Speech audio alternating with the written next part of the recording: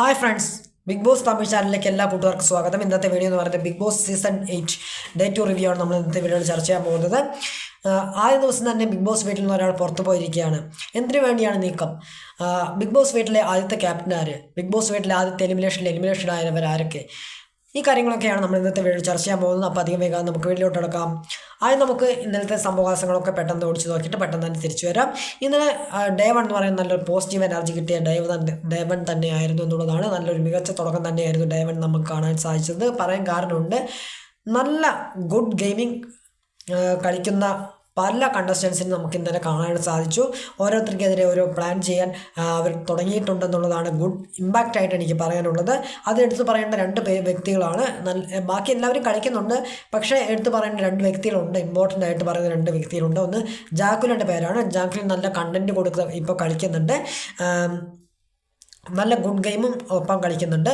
കൂടാതെ രണ്ടാമത്തെ പേരെന്ന് പറയുന്നത് മുത്തുകുമാറിൻ്റെ പേരാണ്. മുത്തുകുമാർ നല്ല സേഫ് ഗെയിമിംഗ് കളിക്കുന്നുണ്ട്. കൂടാതെ നല്ല മറ്റുള്ള മത്സരാർത്ഥിക്കെതിരെ പ്ലാൻ ചെയ്ത് കളിക്കുന്ന ഒരു കാഴ്ച നമുക്ക് ഇന്നലെ കാണാനായിട്ട് സാധിച്ചു.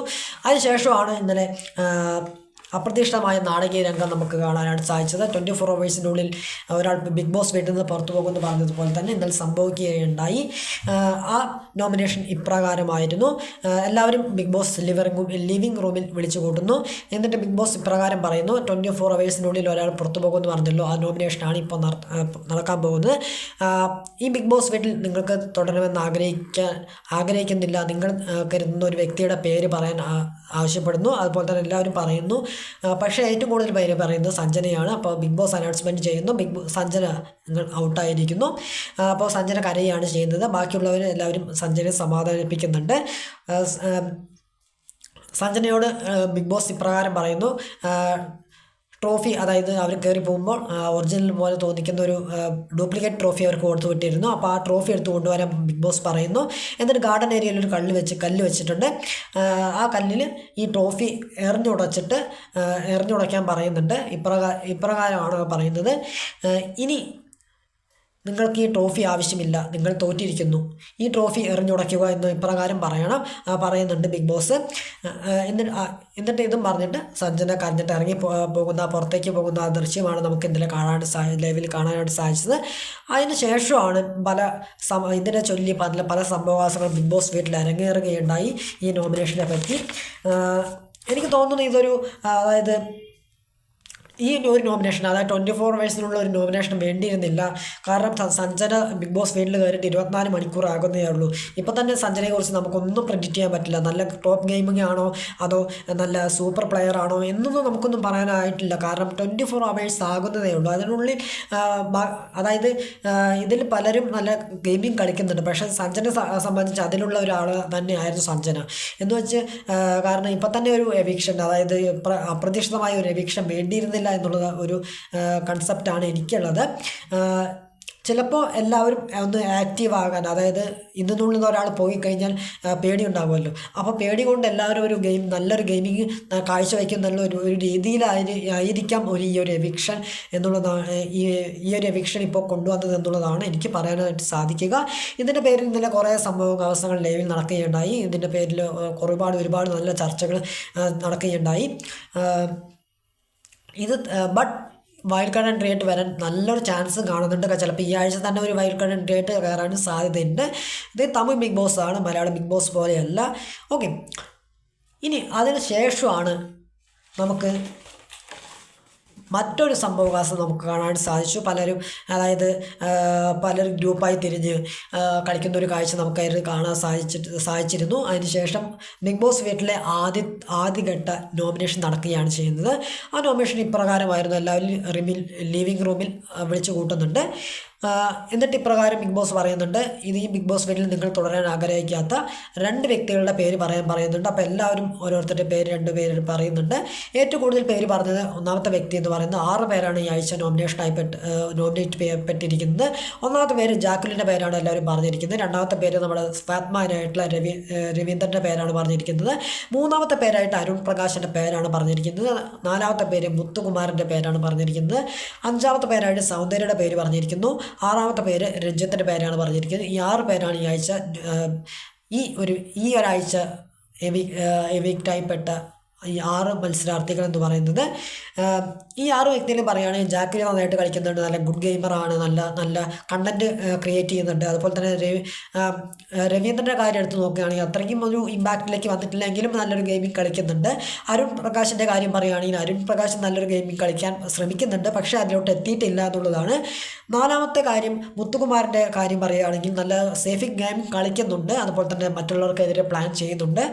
സൗന്ദര്യയുടെ കാര്യം പറയുകയാണെങ്കിൽ ഇപ്പോഴും പുള്ളിക്കാരി ആ ഗെയിം മൈൻഡിലോട്ട് എത്തിയിട്ടില്ല എന്നുള്ളത്, അതുവരെയും എത്തിയിട്ടില്ല എന്നുള്ളതാണ് എനിക്ക് പറയാനുള്ളത്.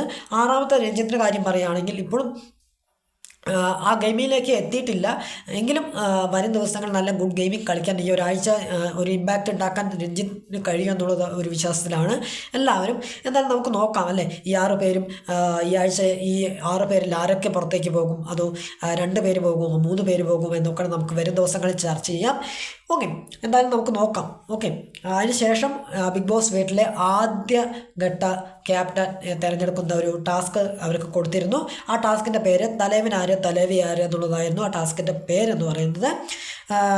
അതിപ്രകാരമായിരുന്നു അതിൻ്റെ റൂൾസ് എന്ന് പറയുന്നത്. കസേരക്കറക്കം പോലെയായിരുന്നു ആ ഗെയിമിംഗ് എന്ന് പറയുന്നത്.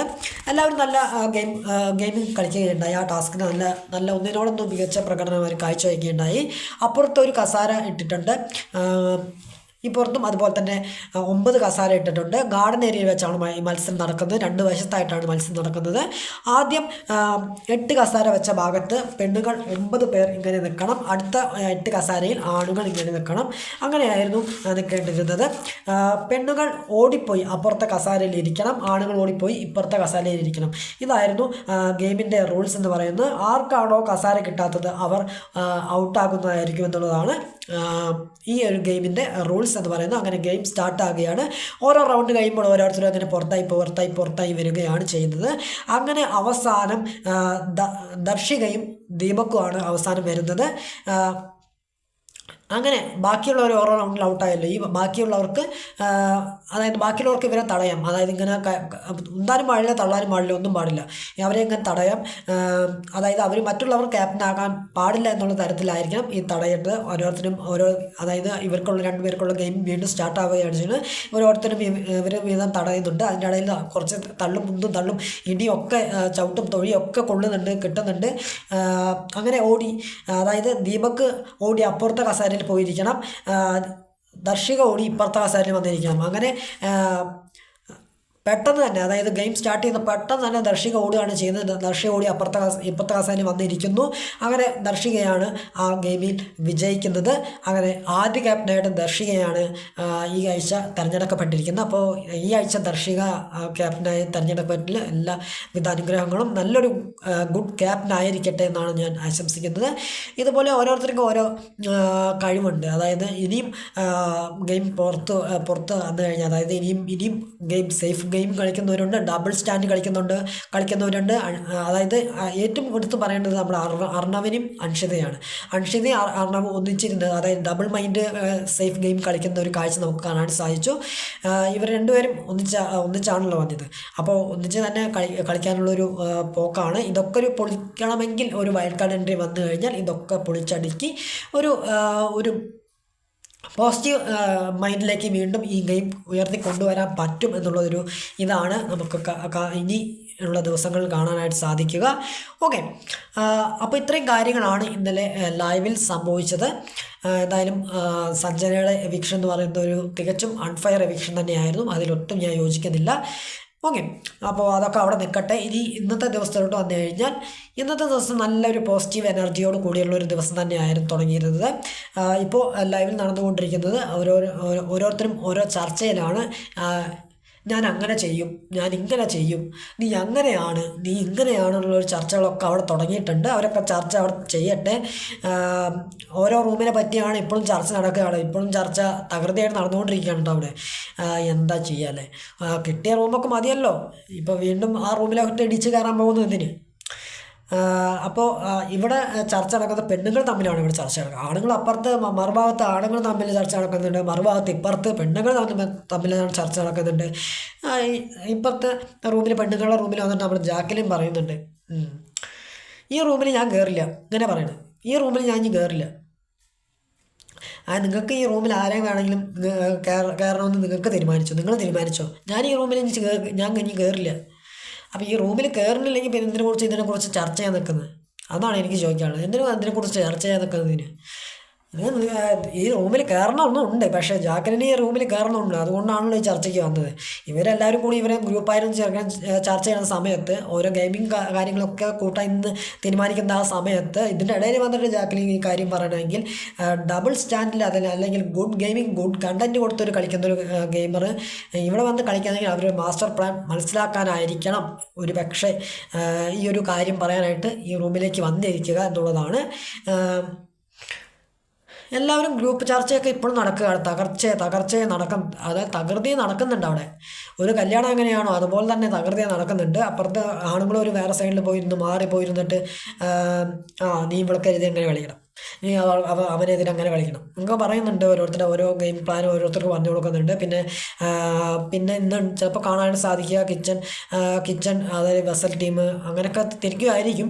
എന്തായാലും ക്യാപ്റ്റൻ്റെ ചുമതലയാണല്ലോ തിരിക്കേണ്ടത്. ചിലപ്പോൾ അത് ഇന്ന് ബിഗ് ബോസ് പറയുമായിരിക്കും, ഓരോരുത്തർക്ക് ഓരോ ചുമതല കൊടുക്കുമായിരിക്കും. നമുക്ക് നോക്കാം, അതൊക്കെ വരും മണിക്കൂറുകൾ നമുക്ക് ചർച്ച ചെയ്യാം. ഇതിൻ്റെ ബാക്കി വിശേഷങ്ങൾ അടുത്ത ഒരു വീഡിയോ വെച്ചിട്ട് ചെയ്യാം. എന്തായാലും ഇത്രയും കാര്യങ്ങളാണ് ഇപ്പോൾ ലൈവ് നടന്നിരിക്കുന്നത്. എന്തായാലും അവരുടെ ചർച്ച അവിടെ തകൃതിയായി നടക്കട്ടെ. നമുക്ക് നോക്കാം ഇവരുടെ കളി ഏത് ലെവൽ വരെ ഏത് വരെ പോകുമെന്നുള്ളതൊക്കെ നമുക്ക് വരും ദിവസങ്ങളിൽ കണ്ടറിയാം. എന്തായാലും ഈ ഒരു ഗുഡ് ഗെയിമിംഗ് കൊണ്ടുപോകുന്നത് ഒരു 50 ദിവസം വരെ മാത്രമായിരിക്കും. അതിനുശേഷം ഒന്നും കാണാൻ സാധിക്കില്ല എന്നുള്ളതാണ് തോന്നുന്നത്. എന്തായാലും നല്ലൊരു പോസിറ്റീവ് എനർജി കിട്ടിയിട്ടുണ്ട്. അതായത് ഇപ്പോഴും ബിഗ് ബോസ് മലയാളം കാണാൻ ആഗ്രഹിച്ചിരിക്കുന്ന ഒരുപാട് മത്സരാർത്ഥികൾ ഉണ്ടെന്നുള്ളതാണ്. പക്ഷേ മലയാളത്തിലേക്കായി അപേക്ഷിച്ച് തമിഴ് നല്ലൊരു സീസൺ തന്നെയാണ്. എല്ലാവരും മലയാളികളെ എല്ലാവരോടും ഞാൻ അഭ്യർത്ഥിക്കുകയാണ് ചെയ്യുന്നത്. എല്ലാവരും ബിഗ് ബോസ് സീസൺ 8 തമിഴ് കാണണം. കാരണം മലയാളം എങ്ങനെയാണോ അതുപോലെയല്ല തമിഴ്, കുറച്ച് ഡിഫറെൻ്റ് ആണ്. പക്ഷേ എങ്കിലും ഇത് കാണണം, ഈ ബിഗ് ബോസ് കാണണം. കാരണം ഞാൻ ഇപ്പോൾ ഈ ഒരു സീസണിൽ കാണാൻ തുടങ്ങിയൊരു വ്യക്തിയാണ് ഞാൻ. പക്ഷേ എനിക്ക് കണ്ടപ്പോൾ ഒരു എനർജി തോന്നി. അപ്പോൾ അതുപോലൊരു എനർജി നിങ്ങൾക്കും കിട്ടും. കാരണം അതിനെ അപേക്ഷിച്ച് ഇതൊരു നല്ലൊരു ബിഗ് ബോസ് ആണെന്ന് നിങ്ങൾക്ക് എന്തായാലും തോന്നും. അപ്പോൾ എല്ലാവരോടും അഭ്യർത്ഥിക്കാനുള്ള ഒരു കാര്യം എന്ന് പറയുന്നത് നിങ്ങളെല്ലാവരും തമിഴ് ബിഗ് ബോസ് കാണണം. അതുപോലെ തന്നെ എൻ്റെ റിവ്യൂസ് കാണണം. ഓക്കെ, അപ്പോൾ ഇത്ര തന്നെ എൻ്റെ വീഡിയോ ഇഷ്ടപ്പെട്ട് കഴിഞ്ഞാൽ ലൈക്ക് ചെയ്യാനും ഷെയർ ചെയ്യാനും സബ്സ്ക്രൈബ് ചെയ്യാനും മറക്കാതിരിക്കുക. നിങ്ങളുടെ ഇഷ്ട മത്സരാർത്ഥി ആരാണെന്നും നിങ്ങൾ മസ്റ്റായിട്ട് കമൻറ്റ് ബോക്സിൽ വഴി അറിയിക്കാനായിട്ട് ശ്രമിക്കുക. ഓക്കെ, പിന്നെ എൻ്റെ ഇൻസ്റ്റാഗ്രാമിൽ ലിങ്ക് ഞാൻ കമൻറ്റ് ബോക്സിൽ കൊടുത്തേക്കാം. എല്ലാവരും ഫോളോ സപ്പോർട്ട് നമുക്ക് അതിലൂടെ കോൺടാക്ട് ചെയ്യാവുന്നതാണ്. അപ്പോൾ ഇതുപോലുള്ള ലൈവ് അപ്ഡേറ്റ്സും റിവ്യൂസും വോട്ടിംഗ് അപ്ഡേറ്റ്സും കിട്ടാൻ വേണ്ടിയിട്ട് ചാനൽ മറക്കാതെ സബ്സ്ക്രൈബ് ചെയ്ത് തൊണ്ണൂറ് കാണുന്ന ബെല്ലൈക്കൺ അനുസരിച്ച് നോട്ടിഫിക്കേഷൻ ലഭ്യമാക്കാൻ ശ്രമിക്കുക. പിന്നെ വീഡിയോ കാണുമ്പോൾ ആദ്യം മുതൽ അവസാനം വരെ സ്കിപ്പ് ചെയ്യാതെ കാണാൻ ശ്രമിക്കുക. ഓക്കെ, അപ്പോൾ എല്ലാവരും സബ്സ്ക്രൈബ് ചെയ്യുക. പിന്നെ എല്ലാവരും വീഡിയോസ് കാണുക. ഓക്കെ, ഇനിയും ഇമ്പ്രൂവ് ആണെങ്കിൽ നിങ്ങളുടെ സപ്പോർട്ട് എനിക്ക് കൂടിയേ തീരും. അപ്പോൾ നിങ്ങളെല്ലാവരും സപ്പോർട്ട് എനിക്ക് ആവശ്യമാണ്. ഓക്കെ, അപ്പോൾ ആള് പുതുസ് ആട്ടവും പുതുസ്. അപ്പോൾ അടുത്തൊരു പുതിയ വീഡിയോ കാണുന്നതായിരിക്കും. ബൈ.